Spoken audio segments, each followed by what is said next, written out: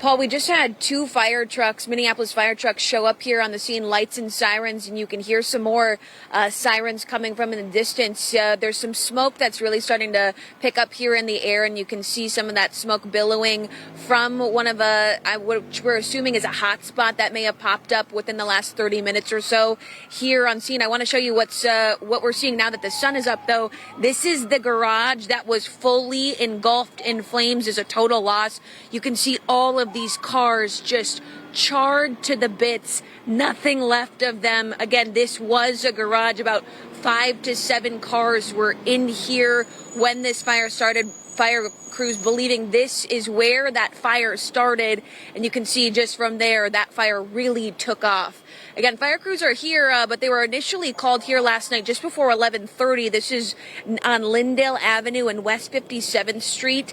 Those first crews on scene, they found flames coming from 3 separate buildings. Again, this townhouse garage with all of those cars inside of it, and the next door townhome, as well as an affordable housing building. Now, crews, they were quickly calling a 4-alarm fire call once they got here.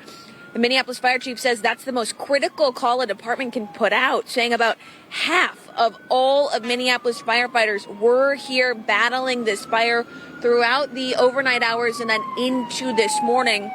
As for that damage that was done here, crews say all of the cars in this garage, you saw it for yourself, the garage and those cars burned to the ground. Those other 2 buildings, they either had a total or partial roof collapse as well. Those who live in that affordable housing building, they told us earlier this morning that while they're thankful for the quick response by Minneapolis Fire, they're also heartbroken for this neighborhood.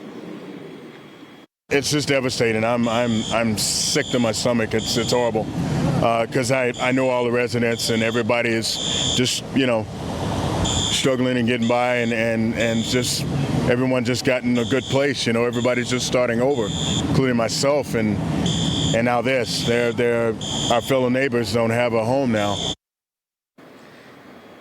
And Paul, now you can see we have about 3-4 fire trucks that are now called here to the scene, more coming that we can hear behind us.